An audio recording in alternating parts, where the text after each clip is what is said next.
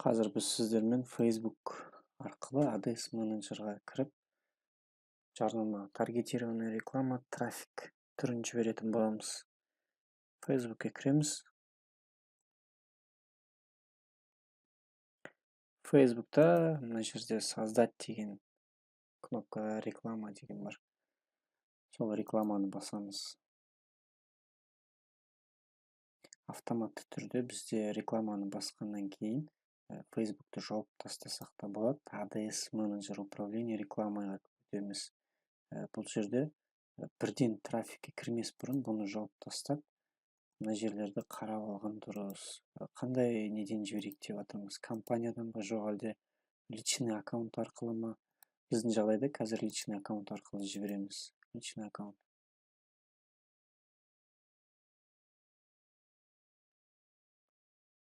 Личный аккаунт, содан кейін мына жасыл создать, не болмаса төменгі результатов не найденің астындағы создать реклама, не болмаса жасыл создатьты басып, реклама жасауға кірісеміз. Біздің жағдайымызда цель компанияның трафик болып келеді. Трафикті таңдаймыз, продолжитті бірден басамыз. Продолжитқа өткеннен кейін таргетинг қандай мақсатпен жіберіп жатырмыз, соның атауын жазған дұрыс болады. Себебі ертең қалың таргетингтің ішінен барлық новая компания 1, новая компания 2, новая компания 3 деп тұрғаннан көрі, қандай күнге, қандай не болмаса тақырыпта таргетинг жіберілгенін жазылып тұрса, тауып алу және де соны қайталап жіберу ыңғайлы болады. Мысалға 12 10 2020 тренинг деп жазайын. Мысалы тренингке шақыру. Төмен түсіп особый категория рекламы. Бұл жерде вы обязаны сообщить, связана ли ваша реклама с вопросами общественной значимости, выборами или политикой дейді. Біз оған қатысымыз жоқ болғандықтан выключить тұра береді. Данный компания аукцион түрінде қалады. Цель компании трафик. Біз басында трафик таңдадық. Ал егер де өзгертетін болып жатсаңыздар, изменитті басып, мына жерден өзгеріс қайтадан отредактировать етіп алуға болады. Біздің жағдайымызда трафик қала береді. Төмен түсеміз. АБ тестированияға бізге көбінесе бұл жаңағы екі түрлі таргетинг салыстыру мақсатында берілген мүмкіндік, бірақ біз бұны баптамаймыз. Бұдан төмен қарай түсеміз. Оптимизация бюджет компании. Осыны қосамыз. Включить етемізде бұл жерде оптимизация жасаймыз. Яғни дневной бюджет және бюджет на весь срок действия. Дневной бюджет күніне кететін қаражатыңыз. Мысалға 400 рубль 10 күн болса, демек 400 рубль 10 күнге 4000 рубль болады, дұрыс қой? 4000 рубль болып кетеді. Ал біз 4000 рубль емес, 2000 рубльді 10 күнге қойғымыз келеді. Ол үшін біз дневнойдан көріп бюджет на весь срок дегенді таңдаймыз. Бюджет на весь срокқа 2000 рубль қоямыз. Бұл жерде Facebook'тың алгоритмі автоматты түрде мейлі сіз бір айға Facebook'тың жаңағы бір айға қойыңыз жарнаманы, на весь срок действия болғандықтан 2000 теңгені бір айға жеткізіп, күнде жарнамаға бөліп тастап ұстап отырады. Егер 15 күнге 2000 рубльден қойсаңыз, орташа есеппен Facebook 133 рубльден кетіріп отырады. Оның барлығын Facebook өзі реттейді. Ал сіз тек қана дневной бюджетті таңдайтын болсаңыз, және де бұл жерде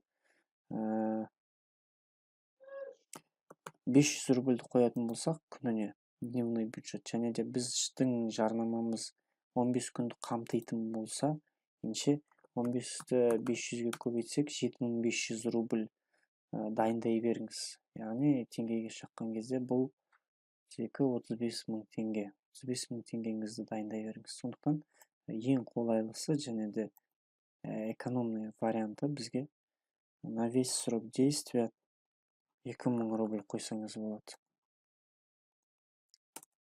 Біздің жағдайда 2000 емес, 500 рубль қояйық.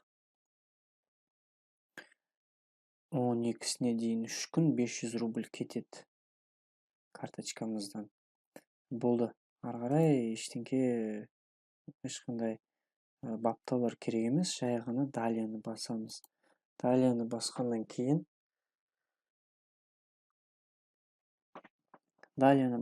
кейін бізде название группа объявления мына жерде жаңағы екінші бөлік тоже үстіне тренинг деп қоя салайық, иә. Тренинг. Трафикке кетеміз. Трафиктің таңдауында бізде қандай мақсатпен жібереміз, қалай жібереміз, то есть трафикті.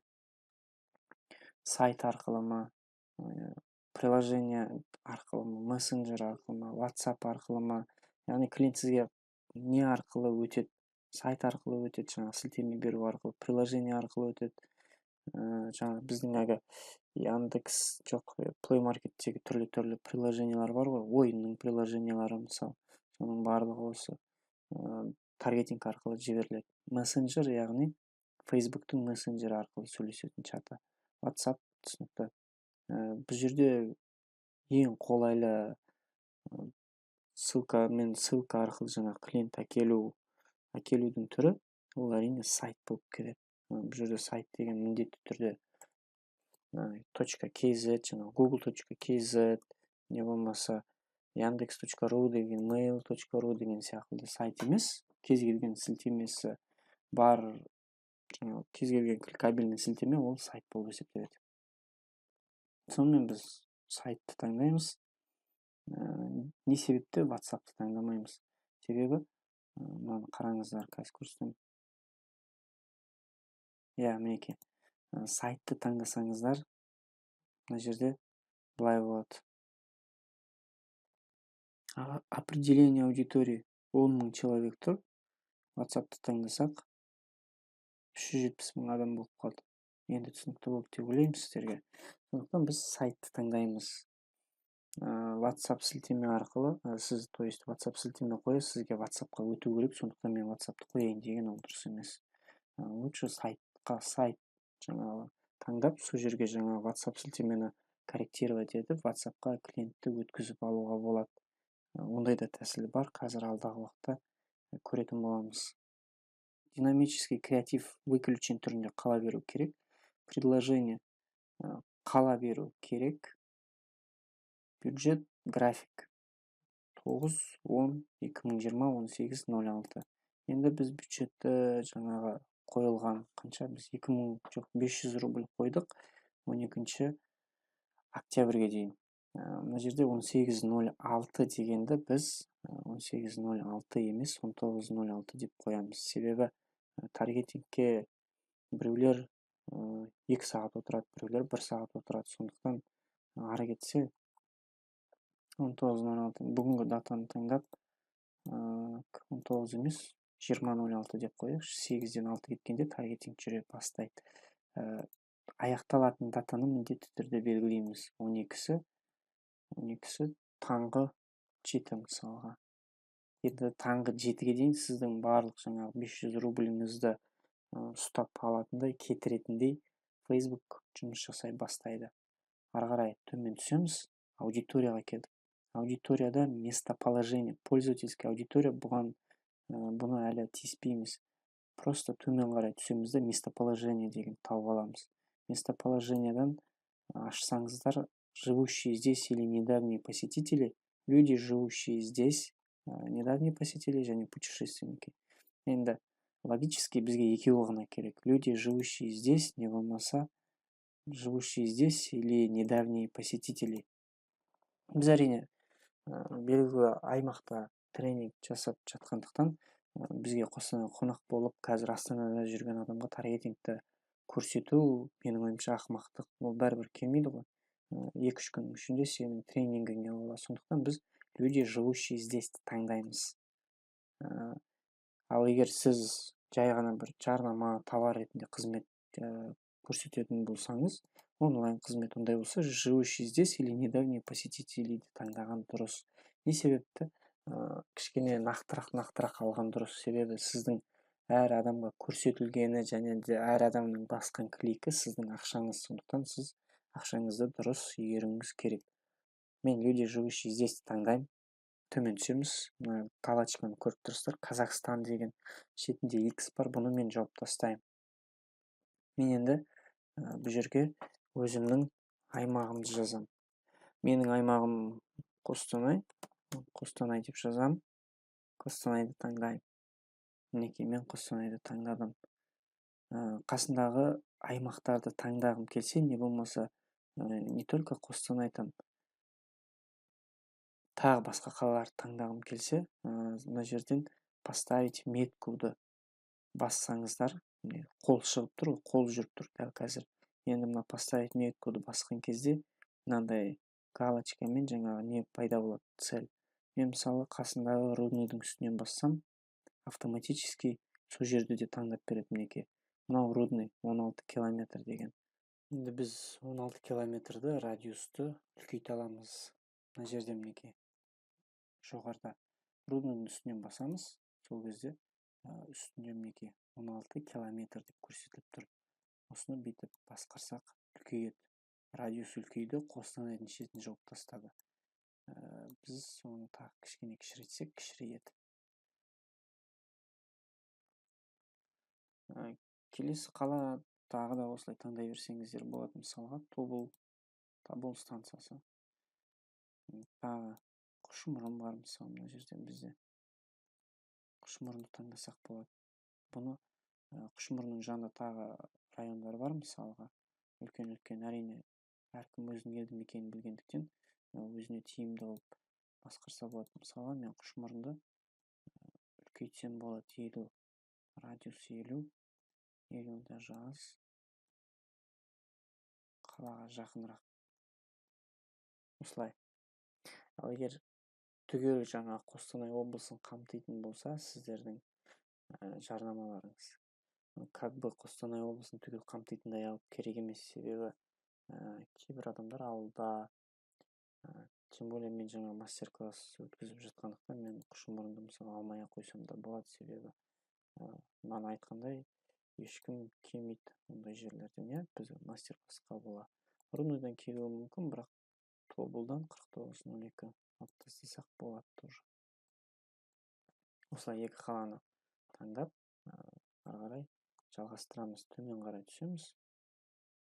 Қазақстан бойынша егер жіберетін болсаңыздар, жеке қала бойынша таңдаған дұрыс.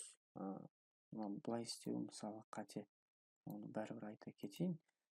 Қазақстан деп таңдап, Творец спортнес қазір.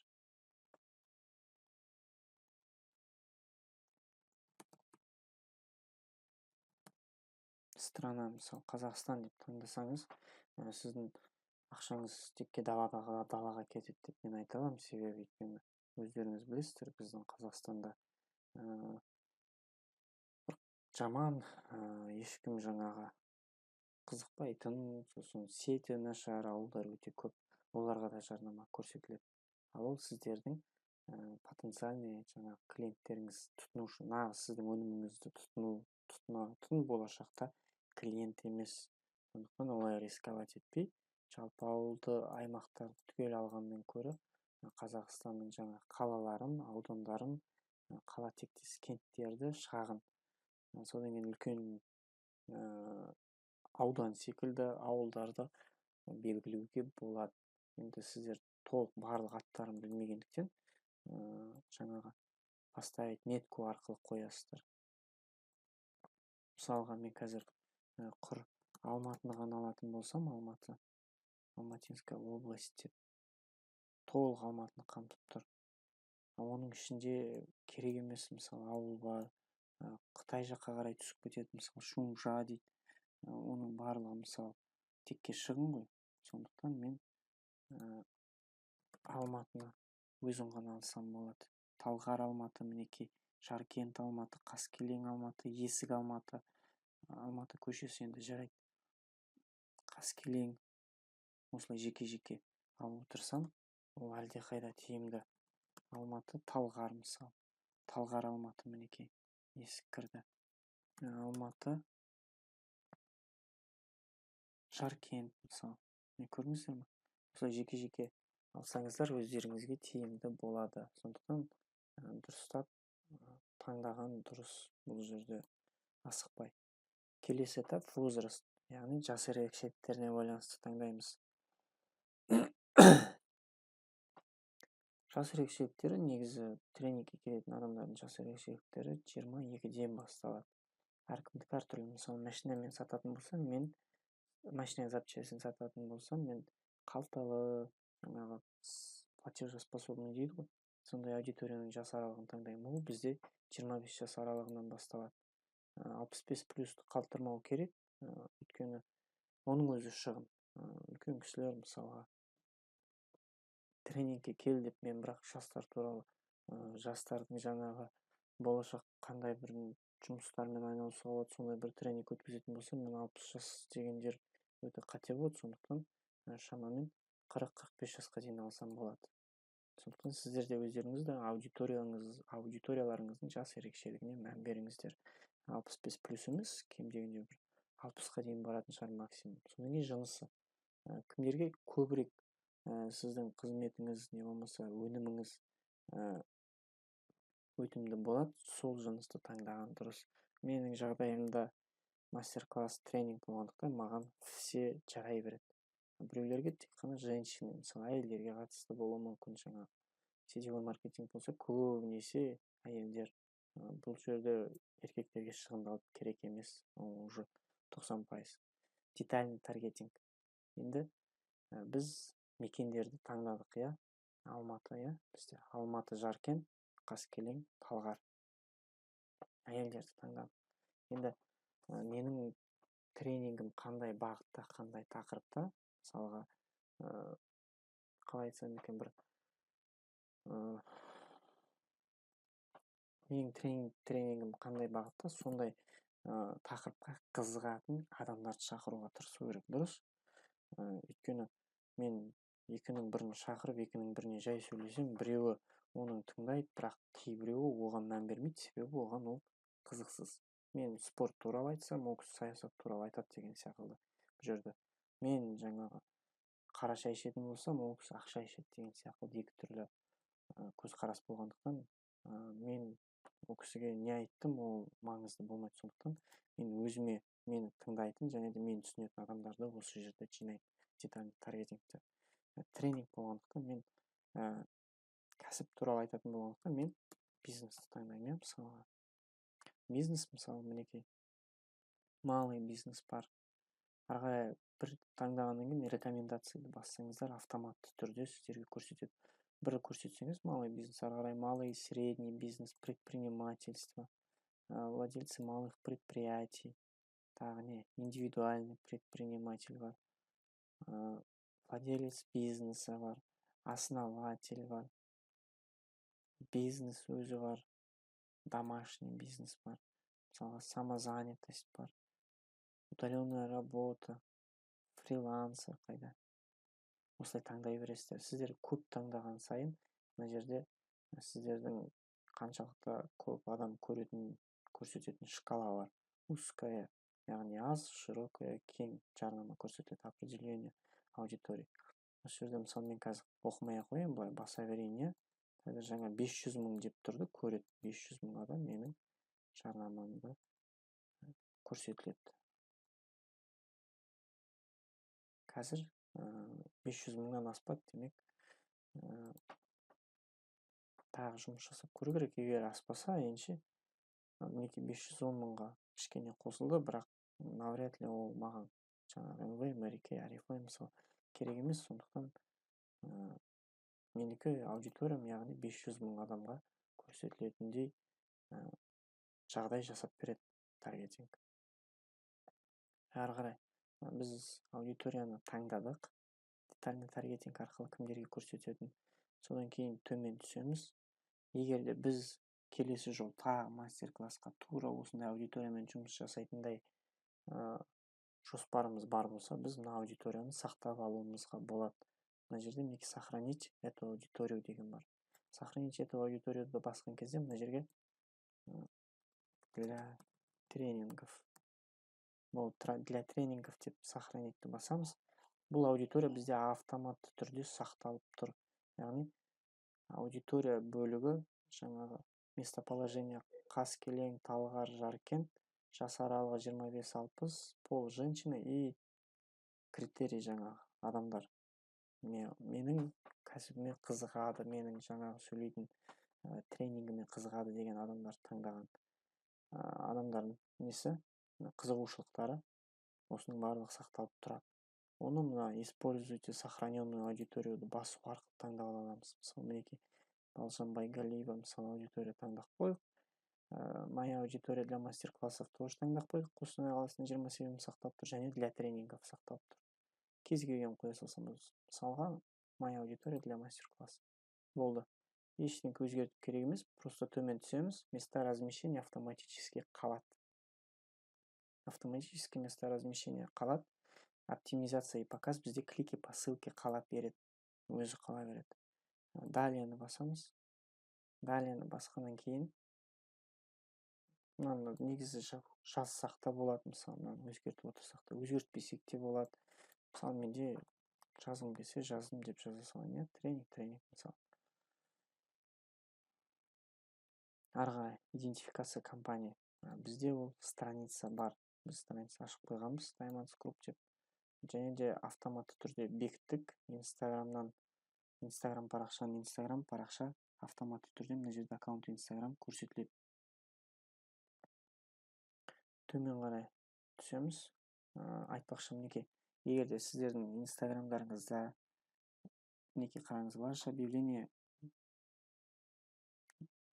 объявление не будет показываться в Инстаграм из-за отсутствия фотопрофиля в выбранном аккаунте. Добавьте фотопрофиль в Инстаграм или выберите другой аккаунт. Ол не деген сөз? Яғни біздің Инстаграм аккаунтымызда фото қойылмағандықтан біздің жаңа жарнамамызды Инстаграмда көрсетпейді. Ол Фейсбуктың өзінің жарнама берушілерге арналған ережесінде бар. Сондықтан Инстаграмға фото, логотип, өздеріңіз суреттеріңізді қойып жіберу керек. Біз Инстаграм қойдық, Инстаграмда барлығы дұрыс деп есептейік. Төмен қарай түсеміз. Настройка объявления. Создать рекламу қала береді өзі. Одно изображение или видео, яғни бір ғана сурет таңдайсыздар, не болмаса бір ғана видео таңдайсыздар. Ал кольцевая дегеніміз бірнеше сурет қоюларыңызға болады, не болмаса бір сурет, келесісі видео қойып қойсаңыздар болады. Біздің жағдайда біз одно изображение таңдаймыз. Төмен түсеміз, төмен түсе береміз, рекламный креативқа келеміз, осы жерде медиа объектін таңдаймыз. Добавить изображение, не болмаса видео таңдаймыз. Біз изображение қойық. Далее. Мына жерде біз вертикаль, горизонталь ештеңке баспаймыз. Бізде автоматты түрде Инстаға жаңағы автоматты түрде Facebook суретті квадрат екенін біліп тұр, сондықтан квадратқа қойып тұр, және квадратный формада көрсетіп тұр. Горизонтальда болсын, және де вертикальда болсын. Жалпы суретті қоятын кезде, баннерді дайындайтын кезде квадрат болғаны жақсы. Себебі вертикальда да, горизонтальда да ол көрінеді. Ал егер сіздің суретіңіз вертикаль болса, квадратта оның жартысы ғана көрінеді. Горизонтальда мүлдем екі шеті бос, және де төбесі асты көрінбей қалады. Сондықтан баннерді дайындайтын кезде всегда квадратный формада болсын. Готово басамыз. Сонымен біздің сурет дайын. Мінекей, мына жерден қарауға болады, мінекей, лента новостей Фейсбукта мынандай болады. Мінекей, мына жерде визуалын көруге болады, қалай адамдарға көрінетін загрузка жүріп жатыр. Лента Инстаграм, екіншісі мінекей, осылай жарнама көрінеді. Лента Инстаграм. Инстаграмда көрсетілмейді. Неге Инстаграмда көрсетілмейді? Себебі мынаны ұмытпаймыз. Инстаграмдың профилінде бізде сурет жоқ. Сондықтан Инстаграмда жарнама бізде жүрмейді. Оны мұқият ескеріңіздер. Екіншісі бізде Facebook Marketplace-та көрінеді. Жарайды, ол түсінікті. Төмен қарай түсе береміз. Основной текст. Мына жерде основной текстқа міндетті түрде жаңағы өздеріңіздің копирайтинг, яғни арнайы ұсыныстарыңызды, мәтіндеріңізді жазасыздар. Мысалға Алматы қаласы.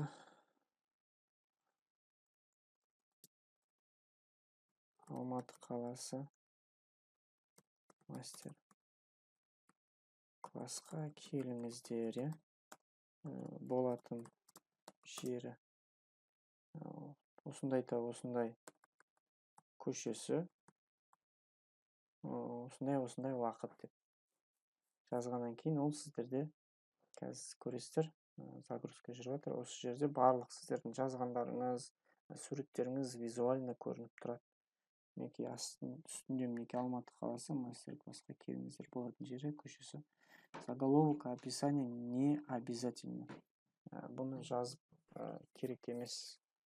Оны өткізіп жіберіп сайтқа көшеміз. Біз енді место назначения сайт деп белгілеп отырмыз. Сондықтан сайтқа URL, жаңағы ссылка жасау керек.